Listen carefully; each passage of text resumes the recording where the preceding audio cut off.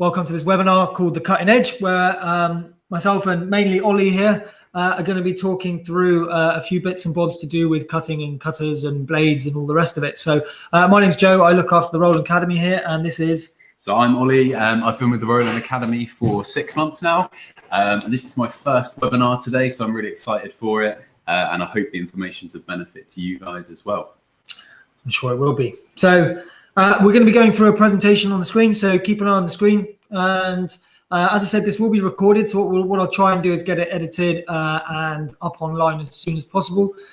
So as I said, ask any questions, put a question mark on the end, and if not, I will pass you over to Ollie. Cool. Good afternoon, guys. So just jumping straight in. There are a number of factors that can affect the quality of your cuts. And so you'll hopefully see these appearing on your screen now. However, as Joe explained, there might be a little bit of a lag for them appearing.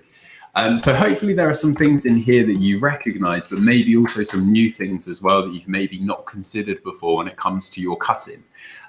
So some of the things that you can see on the screen in front of you should include things like cutting force and blade extension. Hopefully you're familiar with those, but then there may be things like cutting strip conditions, machine alignments and other bits and pieces maybe that you've seen a little bit less of. What we're going to try and do today is cover off as much as possible. Then we're going to come back to this screen at the end as well, and we're going to have some questions around this. If you've got any questions at this point already as well, having seen these things on your screen, then feel free to ask away. So I'm just going to move on to the next slide, which will show the contents for today. So the first part of the webinar is going to cover blade basics. So we're going to have a bit of a look at what makes up the blade and the blade holder and the different types of blades that you can get. We're then going to have a look at setting up to cut, so which bits and pieces you need to adjust in terms of blade extension, cut force, and so on and so forth. And then we're going to talk a little bit about cut line design. So the thing to be super transparent about at this point is when we talk about cut line design, for today we're going to do it in Adobe Illustrator. So the reason for that is just because that's the platform that we're using most commonly here. However, most of the principles that we're going to kind of be showing you are also relevant to Corel Draw, and you can use them in Cut Studio as well. So I'm just going to move forward into the next slide. A little bit laggy. Sorry guys, bear with me 1 second.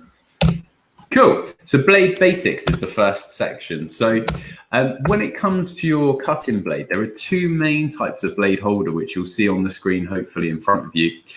There's the coppery looking one on the right-hand side, and then on the left-hand side, there's the plastic blade holder. So depending on which machine you've got, you may have a metal or a plastic-based holder. Both are great with the plastic-based holders. They're good for kind of a year to 18 months or so and produce really good cuts. However, the metal ones just last a little bit longer and are slightly better in terms of the quality of cut as well. The other thing that you'll see in the picture in the top left here are the different components that make up your blade holder. So going from the lower right, you've got your nose cone, which helps keep your blade in place. You've then got your blade just above that. To the left, then you've kind of got your main chassis where your blade sits. And then on the left-hand side, again, is where you've got your pin. So the pin is used, as you'll see in this little video here, which is hopefully coming up. I'll play it a couple of times to push your blade down so you can remove it nice and easily. And hopefully you've all had a go at doing that before.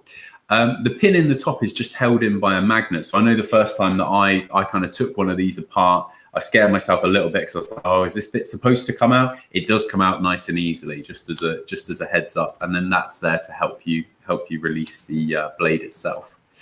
So the next bit to cover off from here are just different blade types. So standard blades are good for most applications. So most of the types of cuts that you'll encounter, standard blade is great for. There are then sandblast style blades, which are for thicker sandblast materials. So these are slightly more rubbery, have a little bit less adhesive on the back as well. So they're designed to go through that layer of material on the top.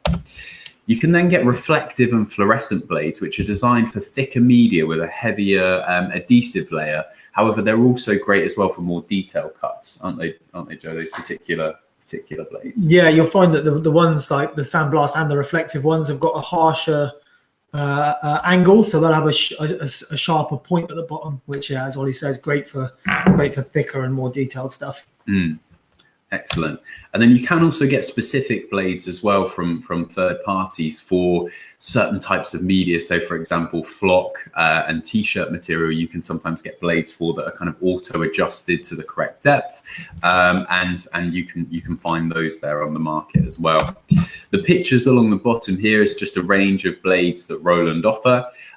You'll see a few different ones down here. So you've got one for general signage vinyl. There's one there for the fluorescent and reflective film and vinyl film. And it's worth mentioning that if you're interested in kind of extending your range of blades that you have available, then it'd be well worth contacting your local dealer that you already work with, hopefully, to kind of source a few more there. The other thing to kind of point out at this stage, and it's probably worth just jumping back one slide again, there is just when we look at the offset values on here, you'll see that they vary from blade to blade. So you've got some that are kind of 0.175 millimeters, you've got some that are 0.5 millimeters, and so on and so forth. So hopefully this next slide will help explain the relevance of those particular values. So your blade offset describes the distance between the center of your blade, which you'll see on the right-hand side in the illustration as a dotted line, and then the actual cutting tip of your blade, which usually sits off to just one side. The values for it tend to vary between 0.25 of a millimeter and 1 millimeter. However, they can vary beyond that as well. You would set this value typically either on your machine within its cutting menu, or within a utility, or you can also do it on VersaWorks as well, depending on how you choose to set that. Below here, hopefully the quality is sufficient for you guys to see this, and there's a little bit of light bouncing off here. But this is something that one of my friends sent me, actually. They've got a Roland machine and they put a new blade in and not quite adjusted the offset properly. So if you don't do that, you can see here there are some kind of rounded and slightly curvy edges. And that's the sort of thing you would expect to see if your offset value is not quite 100% correct. So as you saw on the previous slide, often when you get your blades, you should have that offset value in there. So hopefully at this point, you've had a little bit of an introduction to kind of blades, different blade holders. And if you've got any questions, feel free to pop them in the box. If not, we're going to proceed with the next section now, which is how to set up to cut. So the process that you follow when you're looking at cutting and setting up for it is firstly to remove the blade holder from the machine. So hopefully that's something that you've all had a go at. We've got an example of a kind of cut carriage that's come off of one of our machines here. And you can see there that the blade holder's just sat inside. I'm going to play a video for you in just a second as well, so you can see that up close. Then you would adjust and test the blade extension. So the nose cone on the blade holder itself is there to help protect the blade itself from being overextended, essentially. So you can adjust that up and down to ensure that you've got just the right amount of blade showing, and we'll talk through that. Then you would look at adjusting your cutting force. So that's the amount of grams of force that is going to be placed down as you're cutting. And then the final step is to think about your cutting speed. So dependent on the nature of your job, whether you're trying to do something quickly or whether you've got something with more detail or it's a longer job, it depends on then how you would set your cutting speeds appropriately. So just jumping into the first part, how to remove your blade holder. So this video here shows one of the gate style systems that most of our cutters and printers now have. You might have found with your particular machines that you've got something similar, but the little turn screw, just rather than opening a gate, just loosens off like a collar essentially. So as you loosen off the collar, you can then lift the blade out and pop it back in. I'll just click play on that again as well, so you've all had a good look. One thing you may also find as well is that if you've got one of the bigger cutters, there might be two slots potentially for blades in there as well. So that's just worth picking up on at this point. So just moving on to the next part, blade extension, how much is necessary? So this is kind of one of those, when I deliver courses, it's a bit like Baby Bear with the porridge. So you kind of don't want too much or too little. So if you have too much blade extension, you go through the material too deeply. It can make things quite difficult to weed because you end up pulling off the backing material as well. If you have too little, then you can end up needing to do extra work with a blade to kind of release certain parts of your design. Hopefully you guys have all bought cutters or print and cut machines so you can automate that process. So it would then just set you back a little bit of time if you're not going through quite enough. So we'll look at how to set that just right. In terms of adjusting the blade, I've created this little GIF here, which shows that if you twist the nose cone clockwise, then you get a little bit more blade. And if you go anti-clockwise, then you get less blade. So hopefully you can all see that nice and clearly on your screens. And I'll just let that play a couple more times, hopefully not until it drives you to distraction, but just enough so you catch it. So that's how you adjust your nose cone. And then the test that you can do is you're looking to try and go through. So in this diagram here, the greeny color is showing the top layer of the material, the top layer of the vinyl. The orange layer underneath it is then your adhesive, and the black underneath there, or the gray, is then the backing sheet. So when you're looking to adjust your blade extension, you're looking for the kind of sharp part of your blade to go through the top layer and the adhesive nice and cleanly without cutting into that backing sheet. So the test that you would go through for this is, firstly, you reveal a small amount of blade, and you need surprisingly little for this actually, just enough so as you rub your finger across the top, you can feel it for most materials. You may need slightly more if the material is thicker though, of course. Then you would just run the blade across the edge of your material, and then from here you would adjust and repeat until you're successful in terms of releasing the top layer of the material without damaging the backing. So on the next slide here, we've just got a couple of short videos which will just explain that in a bit more detail. So the first one here is going to show you too much blade exposure. So let's just give this a little click. So hopefully you guys can see that. So if you've got too much blade extension, when you go to do this test, you're going straight through the top layer and the backing sheet as well, creating a complete cut through the whole vinyl. If you've got it adjusted just right, it should look a little bit more like this video on the right-hand side here. So as you cut it and then peel it back, you're releasing the top layer and leaving the backing sheet in place. So I'll just click that again then, so you can see it. Cool.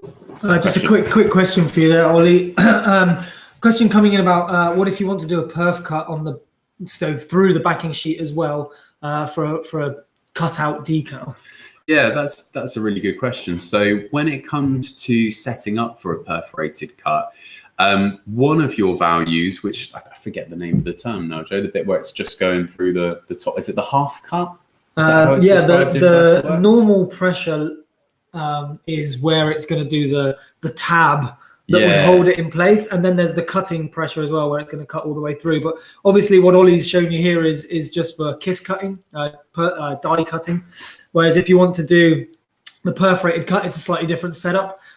This was just getting the depth for regular cutting. Yeah, so this would be the depth then, like Joe says, for the tabs, and you would run the similar test essentially, but look to go through the whole bit of material essentially if you're doing a perforated cut. So you would need to repeat it afterwards when you're looking to do a perforated cut to ensure that you've got both measurements when it comes to force, which we're going to cover off in a couple of slides time, so you can put those in, and you've got just the right amount of blade extension so you can go through the top sheet and the backing sheet as well. In that diagram that Ollie popped up, let's see if we can just jump back there. In this diagram here, you can see that the amount of blade there is just going to cut through the top layer of the vinyl and the adhesive.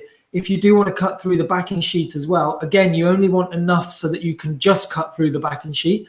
Otherwise, if you crank your forces up too much, you're going to be cutting quite deeply into your cutting strip, which will give a much cleaner cut for the perforation, but going to wear your cutting strip down a little bit quicker. Cool. Yeah, good question though, guys. Keep the questions coming. So the next part is, how much cutting force do you need? So this question is a bit like, how long is a piece of string? Because it really depends on the nature of your material, the life of your blade. Is it brand new or has it been cut in for a little while? And there's a couple of tests, well, one main test that you can do to ensure that you're cutting cleanly. So in terms of programming the correct cutting force, the first step is to program a low starting force. So in the next slide, we're going to have a look at how to do that dependent on your machine. But the reason you would start with a lower starting force is because in the first instance, you don't want to go all the way through the material as Joe just outlined. And if you go through the backing sheet as well, you can then cause some damage to your cutting strip underneath. So if you start low, you can always work your way up, essentially. Step 2 is to then perform a test cut, which hopefully all of you guys have had a go at. And again, we're going to show in a couple of slides' time. Then you would check your test cut and have a look for certain things, which we're going to talk through. And then you would rinse and repeat this process as many times as you need to until you're cutting nice and cleanly and your test cut's working really well for you. So in terms of programming that low starting force before you do a test cut, if you've got a machine like a BN20, you would have the BN20 utility. And in here, you've got a cut adjustment button, which you'll see in here that's highlighted in blue. If you've got one of our machines, you're likely to have a function button on there, which then opens up your cut configuration. When you go into cut configuration, you can then drop down to force, and you'll see that your value on the left-hand side in the second image here on the right is 85 grams of force. The value on the right-hand side is 55 grams of force.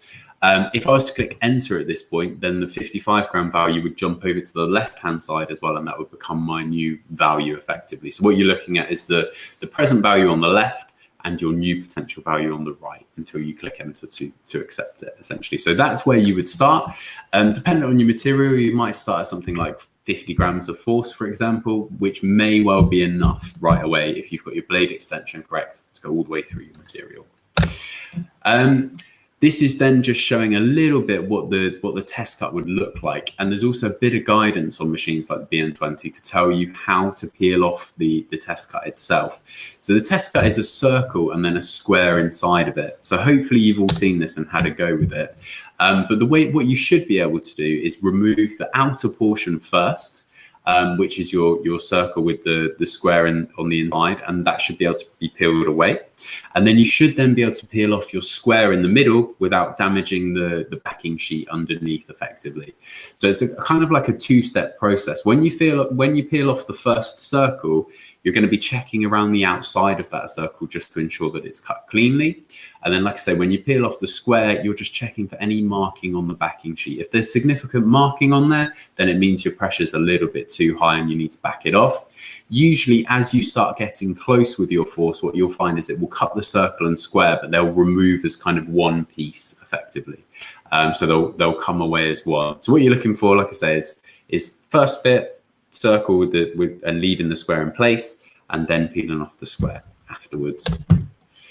So the final part in terms of setting up cuts is just your cutting speed. So dependent on your machines, the maximum cut speeds that you can achieve will vary.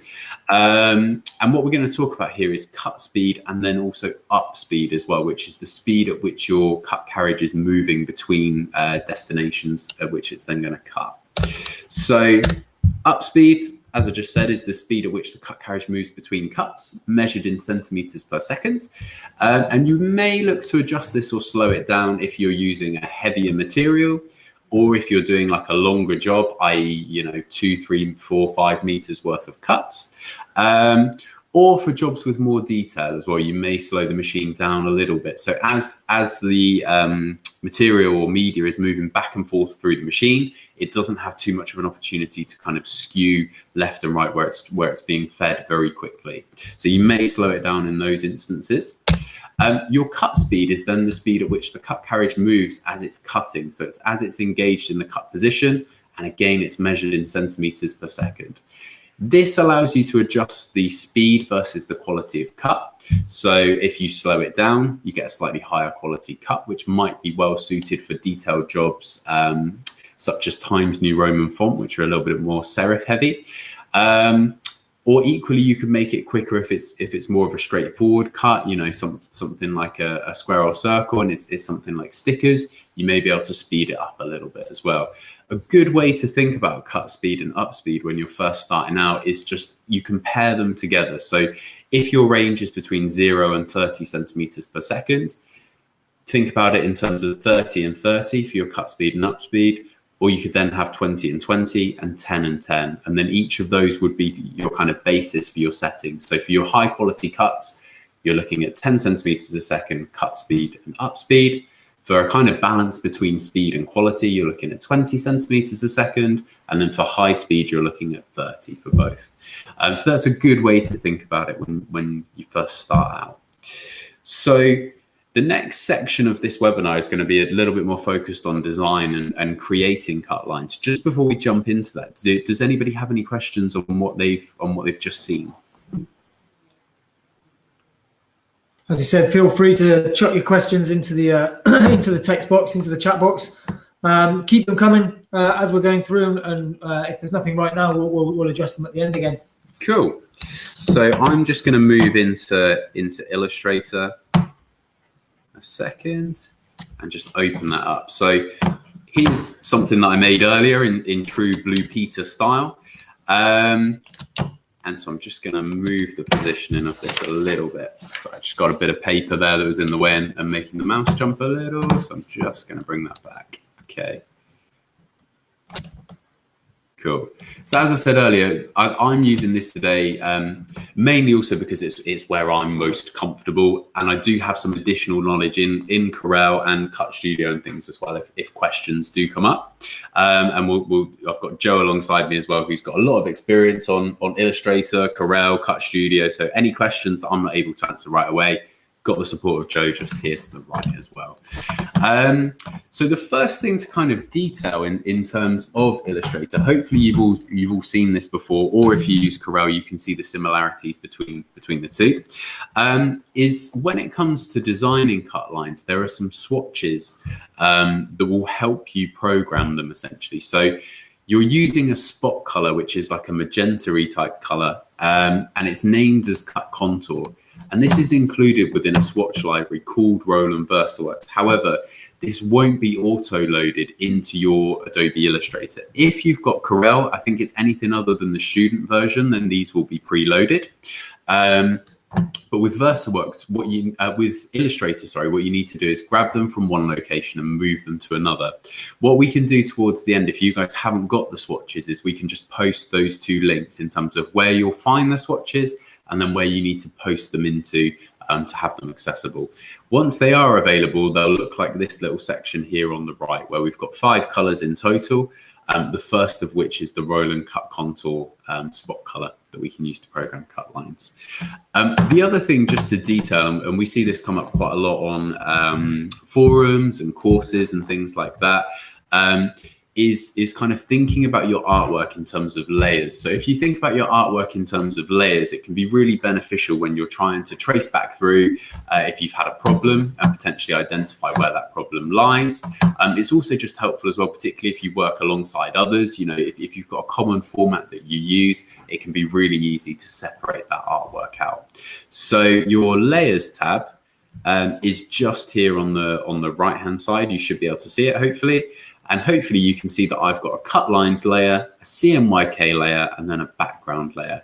So what should happen if I've designed this well is that as I click these parts off, so if I turn off the CMYK layer, you'll see that I then end up with blank boxes. And if I turn off my background layer, that makes the whole thing blank. So you can turn those layers on and off nice and easily. So we'll just pop all of those back in there. So that's just a quick 101 in terms of spot colors and where you can get them from, and also just what you can do with your layers potentially in terms of setting them up. What I'm going to try and do throughout the webinar is stick to those layers and try and show you consistently throughout how you would use them. Just a quick question again popped up there on the chat, asking that if you've got Adobe Photoshop Essentials, would that work in the same way? Now, I'm sure you can cover this one off, Ollie. Yeah, so generally speaking, there's two different types of files that you see quite commonly when it comes to design work. So vector style artwork is where you're using a series of dots in a digital space and you're joining those with lines, a bit like what you'll see in front of you there. And for vector-based artwork, Illustrator is typically what you would use. And then for raster or bitmap images, which are like if you were to take a picture of somebody, for example, it's made up of a series of pixels and that are almost like constrained to a grid effectively as you blow that up. And typically you're then using, Photoshop, etc., to edit those. My understanding is that you can do some work, can't you, with spot colors in Photoshop, but it's a bit more tricky, isn't it? Not cut lines. Not cut lines. Yeah. Okay. So if you are using Photoshop for your design work, then it's more of an image manipulating tool. So as Ollie said, bitmaps, you're basically messing around with pixels, moving them, changing stuff. But in terms of cut lines, your machine's got to know where to put the blade in, where to move it to, and where to take the blade out. With bitmap images and things, that they're made up of pixels. So if it doesn't work, but if it did work, the blade would be following pixels, which wouldn't be attractive because you'd have all these jagged edges everywhere. So you have to have a vector-based design. But if you're designing in Photoshop, you can do your artwork, your design, and then take it into your vector package. As I think you just popped into the comments there, you could use Coral. So you can take your bitmap design, chuck it into another one, Illustrator, Coral, whatever it might be, and chuck your cut lines on top. Just as a side note, as Ollie did mention, in Photoshop, you can create some spot colors, just not cut lines. So it's just the way that the machine works in terms of sending a cut. But you can create, say, for instance, you've got white ink in your machine or metallic ink, you can create that data within Photoshop. Cool. Excellent. So the next bit to jump onto is each of these kind of squares here, essentially. So I'm going to zoom in on one at a time. Forgive me if it's a little bit jumpy as I'm just moving between them. I'll try and find the right level of zoom. So the first things to cover off are the kind of basics, I guess, in terms of your cut lines. So as I mentioned earlier, your spot color that you're using is this magenta color here, if you're using it from the VersaWorks palette. And it's labeled cut contour with a capital C for cut, capital C for contour. What you can also do as well is set up a spot color and name it as cut contour. If you don't already have the VersaWorks library imported, it will have the same effect essentially. So I'm not going to show you how to do that now, but if you do want to look online at how to create a spot color, then the only bit that you need to know from our side is just how to name that essentially, which is cut contour. The other thing to mention here as well is if you want to program perforated cuts, you're going to be doing that using it's a similar naming convention, but you're going to have perf before that with a capital P. So it's perf with capital P and then cut contour with capital C and capital C. And you would create that color as any color you wish. Then when that comes through to VersaWorks, that would be picked up as a perforated cut line as well. So when it comes to creating cut lines, there's a few different ways to align your strokes within Illustrator. So I'm just going to open up the strokes tab here. So I'm going up to the top window and then stroke. And I'm just going to double click this here. So hopefully what you'll see, so I'm working on this rectangle here. And as I change the alignment here, so at the moment it's running through the center. If I align it to the inside, it's going to reveal a little bit of black around the outside because there's also a black square on here as well. Or if I align it to the outside, then it pushes it out and it leaves a little bit of a black line in the middle. One of the most common kind of issues or challenges that people have with cut lines is just if they disappear or you end up with kind of two cuts or something like that. Often the cause of that is just that you don't have your stroke through the center alignment essentially. So just when you're setting this up, just be careful. It should happen as default within Illustrator that it moves through the center. But if you ever have any issues and you're looking to trace it back through, just double check that you're aligned to the center there within the stroke tab. So that was just under window at the top and then stroke, or you may well already have it on the right hand side over here as well if you've already got that window open. So that's just one thing to know. The other thing is that when it comes to designing cut lines, a great way to think about the weight is that for your normal cut lines, you're looking at is 0.25 of a stroke weight essentially within Illustrator. On Corel, that same measurement is called hairline, and you're looking to design with that so you've got nice consistent cuts throughout. You can design with slightly larger lines, am I right in saying? Yeah, it does still work. It's just best practice. Does still work, yeah, like I say, but just best practice as well in there. So hopefully that's helpful to kind of get you up and running. And like I said, there's a lot of concepts there that stretch across Illustrator and also Corel in there as well. One of the ways in which you can create cut lines is simply to draw them. So what I'm going to do here is just jump onto my cut lines layer. So I'm clicking cut lines firstly. Then I'm going to bring up the pen tool, which is also available under the shortcut P. I've got no fill, and then my stroke color at the moment is the cut contour color, which you'll see up here in pink. So what I'm going to do is just start drawing with the pen to connect up some of these lines, and hopefully you'll start to see that appear. You'll see that my stroke weight here is about 5. That's just so you guys can see it, essentially. So as you can see there, if you wanted to cut something out with a specific shape, then you can do that with the pen tool. With the pen tool, you can also create curves as well. So if you click and hold and drag, you can create curves between objects as well. A great way to learn how to use the pen tool to its maximum benefit. It's also known as a Bezier tool, so B-E-Z-I-E-R, and that's what it's referred to as in Corel. And a great way to practice that is if you search Bezier game. There's an online kind of game which helps you develop your skills with the pen tool. So initially you're just connecting dots in a straight line and you're drawing outlines of houses and things like that.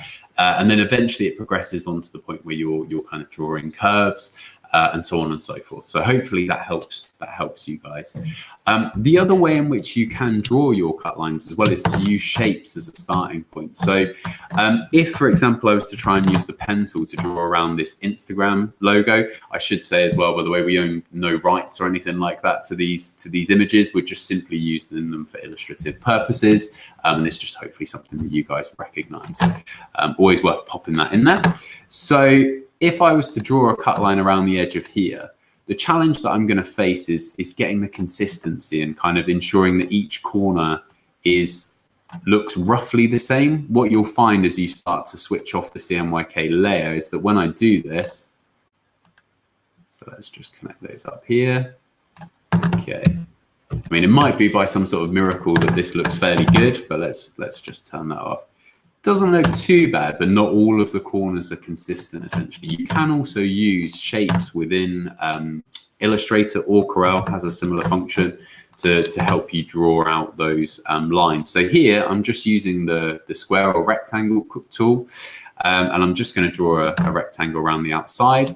Then in newer versions of Illustrator, you've now got a little button here which allows you to round the corners. So I can bring that in and marry that up nicely to the outside of my logo. So the idea being there that it's just a little bit more consistent and just looks that little bit more professional if you're looking to do that around the outside of an object. So that's a couple of ways in which you can create cut lines. One of the obvious things that you might have picked up on from this Instagram logo is that, of course, we don't have a bleed around the outside of it. So often what that would mean is that you'd see like little white parts around the outside. So when we move on to the next section, we're going to start talking a little bit about bleed and why you would create that when you're using a print and cut device. So let's just move on down here. So here we've got some text, and at the moment, it's also got a cut line around the outside, which I'm just going to delete here. So at the moment, this is just standard text, which you can draw in using the text tool. So if I'll look to recreate what I've just done there. It's going to be a little bit small at first, but I'll blow it up for you in a second. I promise I'm not writing anything offensive here. Let's just blow that up a little bit. Hopefully you can all see that now. I've got some large font that says this is a test, which I've created using the text tool. And again, you can do the same thing within Corel as well. So let's just move this down a little bit. And then what I'm going to do is convert this from being within a text box to outlines of the object. So this is where it's going to turn it into those dots in a digital space with some lines connecting them up as well. The reason I'm going to do this is because then I can use this as a basis to create my cut line, and I can create some bleed quite easily as well. So I'm going to do create outlines. And then what we should be able to see if I zoom in a lot is if I was to change to the direct select tool, which you can then see all of the nodes here, which have been created for this text. So I'm just going to zoom out a little bit. So we've got our text now and we've created the outlines. The next bit I'm going to do is I'm going to take this and I'm going to copy it. So I'm going to copy it and then I'm going to click on my cut lines layer. Oh, hopefully it allows me to do it. Sorry, not responding a second. Bear with me one moment. Whilst that's figuring itself out, just looks like we're having a little bit of a software issue there. Question asking about the alignment of your cut line to the thing. So Dave's just asking, would that cause a double cut? Yes, sometimes. So yeah, often what people sometimes think is hold on, sorry. What people sometimes think is that if you change that alignment to the outside or the inside of the cut line, that will create a bleed. It doesn't. It just moves the information point and confuses the software. And then yes, you can sometimes get a double cut line. So easiest way to do it is just not do that, right? You just want it aligned to the center, and it should get rid of that issue. The question was, Tech said the only way around it was to save as a PDF. Easiest way around it is just to not do it. So I guess so. Make sure that your alignment is always to the center. You know, if you're creating graphic data, it's okay to align it to the outside or the inside, but for your cut lines, just keep it in the center. Cool. Another question now? Should we come back to that? We'll come back to that question. It's regarding something in Coral there from Wayne, so we'll come back to that. Cool. So I've created this as outlines, and now Illustrator's back with us and working. So what I was going to do is take this CMYK version, although it's black, it's on my CMYK layer, and then I'm going to move that onto my cut lines layer. So what I've now got is when I turn off the middle one, I've now got my black text on my cut lines there. So what I want to do here now is ensure that there's no fill on the text and turn the stroke color to cut contour. I'm then going to make this 0.25 weight, so it's all correct as I've shown you so far, and just double check under my stroke tab that that's running through the middle. So let's have a look on here, and yes, we're running through the center at the moment, so that should cut well. Now, when it comes to creating bleed, the easiest way to do this, so hopefully if I zoom in all the way here, oh, you can see that cut line just on the edge there, and it's right on the edge of the black at the moment. The easiest way to create the bleed is to create what's called an offset path, and to do that on the CMYK layer, which will then push the color out a little bit further, so when the cut comes through it over the top, you don't end up with any white edges effectively. So we're going to look at our CMYK layer. I'm going to turn the cut line off, which should mean that you guys can no longer see the pinky magenta line. So I'm just going to zoom back out there. And now there's two different ways to do this within Illustrator. So the first one is to go to Object, Path, and Offset Path. And in here, you can either put in a positive or a negative value. So if I wanted to bring the outline of this in a little bit, i.e. if I was doing this on the cut layer and I wanted to move that in a little bit, I can do that. Or if I want to push it out a little bit, then I can put a value in there as well. So if I put in 1 millimeter, you'll see then how it pushed the text out a little bit. So I'll make that jump a little bit bigger a second so you guys can really see that. So if I do path, offset path, and then I'll go for something like 5 millimeters. So you'll suddenly see all of this writing just blow up. There we go. So I've created a new font there, probably the least popular font you're ever going to see. But yeah, that's what you're looking to do effectively. That's an exaggerated version of what you're looking to do. So that's one way of doing it. And when you create the path in that way, what you end up doing is creating another outline, which will be grouped together with the inside line initially. So you can do it that way. The other way that you can do it is as an effect within Illustrator as well. So if you go to Effect, Path, and Offset Path, what it does is rather than creating a duplicate of your original outline, it just effectively pushes that, it keeps the outline in place, but it then creates a bleed around the outside. So there's no kind of one option that's better than the other. It depends on your workflow and what you're looking to do. So if I do it this way, so let's just make this a little bit bigger. So if you go to Effect, Path, Offset Path, let's make it 3 millimeters just so you guys can see that. And you can see there that it's pushed it out.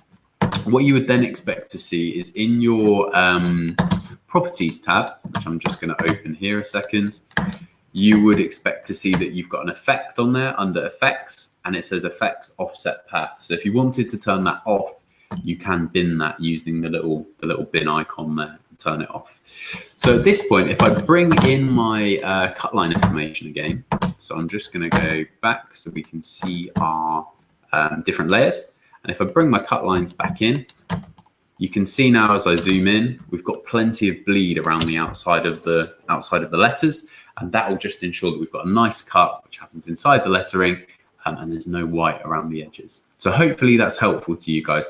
There are similar functions as well, like I say, within Corel. I think it's called transform, am I right in saying on Corel? Is that the terminology for creating the offset path?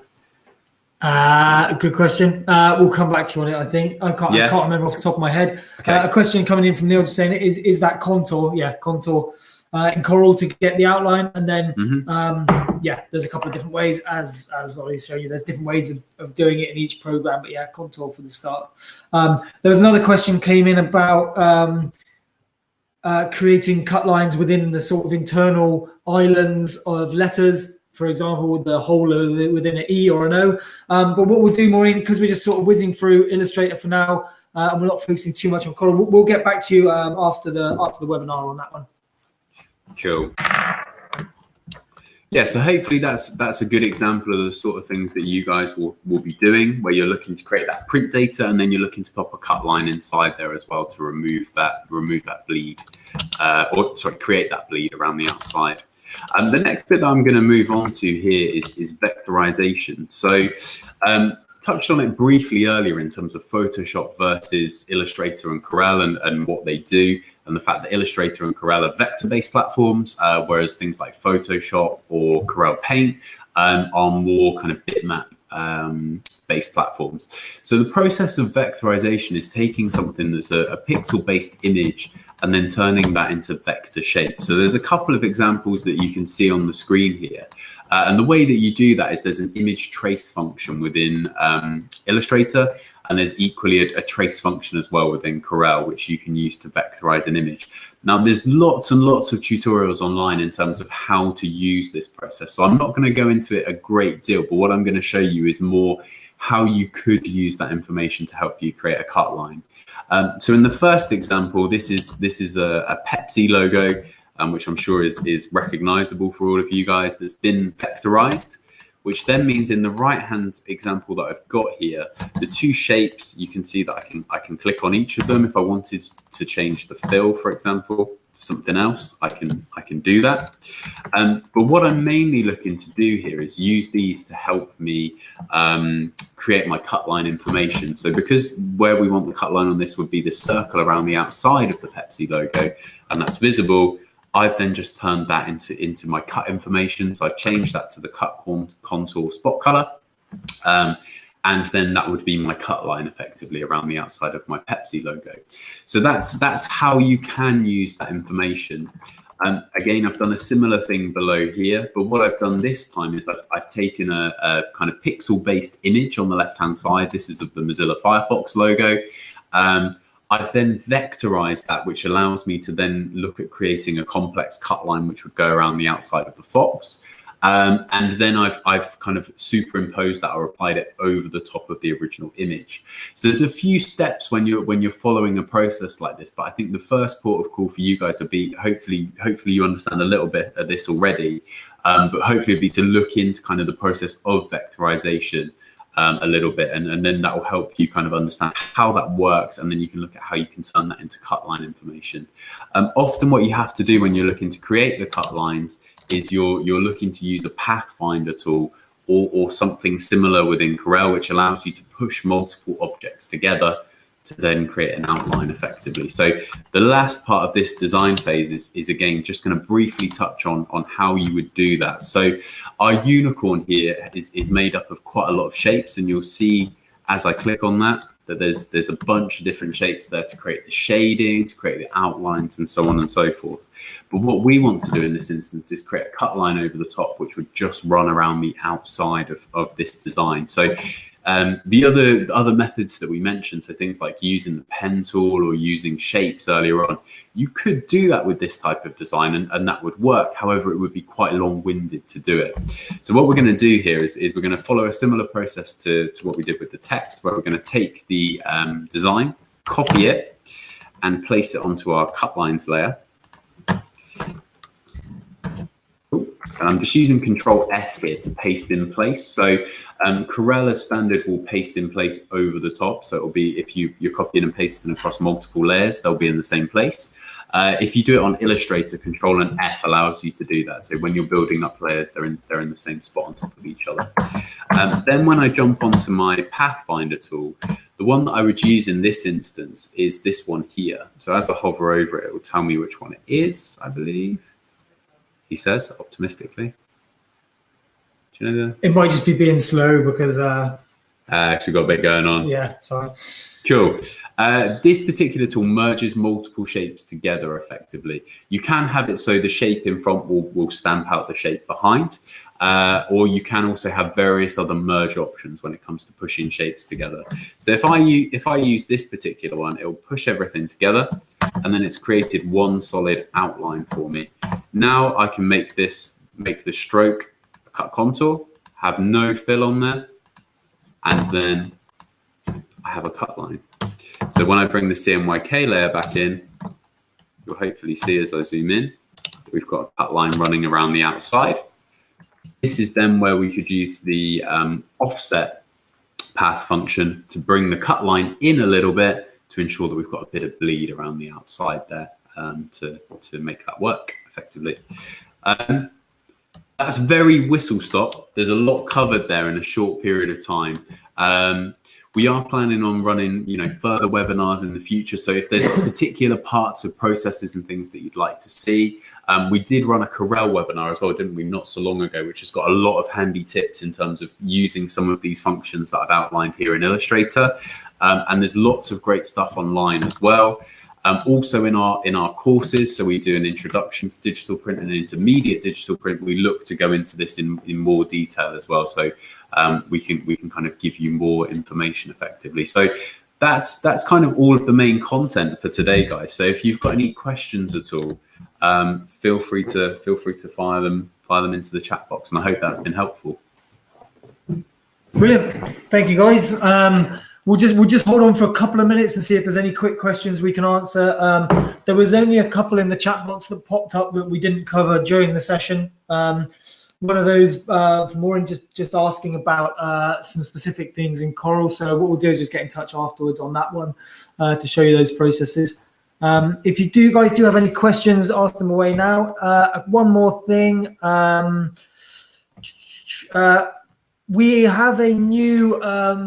If you guys have got cut-only devices, so if you've got a cutter, GR, GS, we've actually got a new maintenance pack, maintenance kit that you can buy online via our website, which is kind of just a bunch of different bits that if you are struggling, you've got an old machine, you just want to revamp it and get it back to sort of cutting at its best, this might help you. So what I'll do is I'll just pop a link up on the screen there for a couple of minutes. So if you do, should be at the top of your screen there. If you do want to take a look at that, just click on the link at the top there, and that will take you to the page where you can check that out. Might help you, might not. We'll just jump into the question and answers mode a minute, and we'll just see if we can answer any of these quick questions that have popped up. So let's have a quick look. Q&A mode. Just a mo. What about, here we go. Here's one. So what about heat settings? Does that make a difference? I'll hand that one over to you. I think your best place stands out. Yes. Yeah, it can do. obviously, the heater in your device will soften the vinyl, which will make it easier to cut. It also means that the vinyl will move a bit. So as with anything that heats and cools, they expand and contract a little bit. If your vinyl is heated up, then yeah, it will cut more easily. But it also means that depending on how fast you're moving and things, you can get a bit more movement in the material. So yes, if you've ever tried cutting something first thing in the morning in the winter, it will be cold and it will cut not quite as easily as if it's nice and warmed up. So yes, that would make a difference to your cutting. See another one. I was told when cutting the thicker motocross vinyl and laminate to use heat. Yeah, it will make it easier to cut, definitely. That motocross vinyl with the laminate on it is pretty thick. So there's a couple of things you could do there. Yeah, heat it up will help.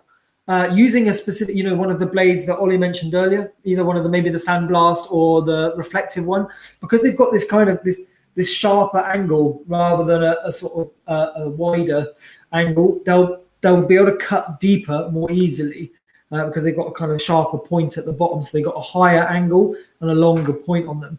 The other thing that might help, whenever you're cutting something that's really thick and tricky, don't try and do it all in one go. So what you can do is send the cut once, return to origin. Remember, you have to select return to origin before you send the cut, not afterwards. And then you can send the cut again.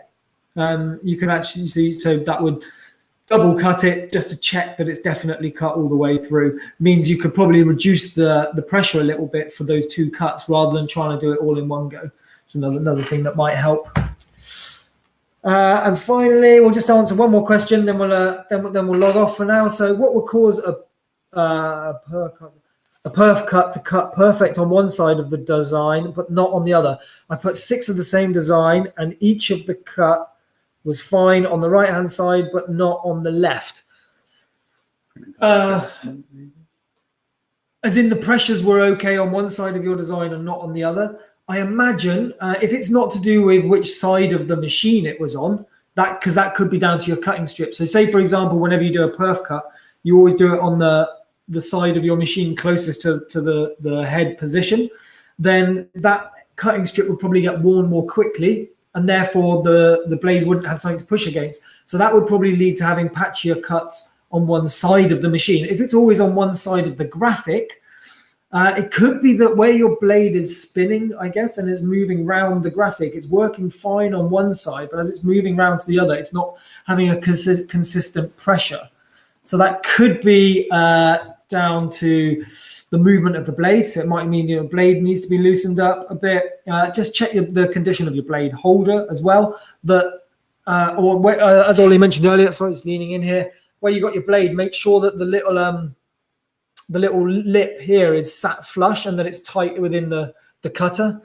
The only other thing would be that if the vinyl was moving up a bit.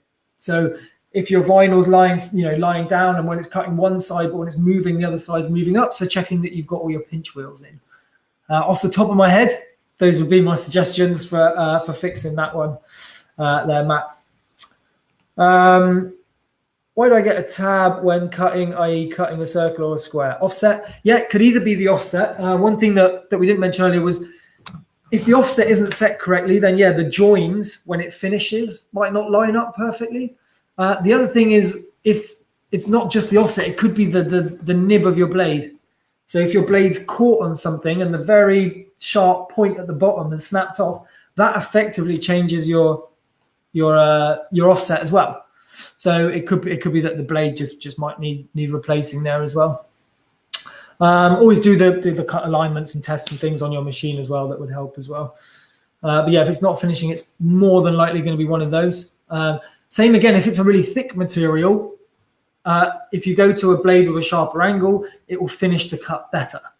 Hard to explain without being in front of you to be able to talk through it. But yeah, if you've got a wider cutter that's cutting through something deep, when it comes back to the joint, it might not align perfectly. So you could use a slightly different blade. And then, sorry, Matt was just saying it was across the full length of the machine. Yeah, as I said, try the things that we suggested. If not, that's all I can think of off the top of my head. But get back and give us a call at the tech support team as well.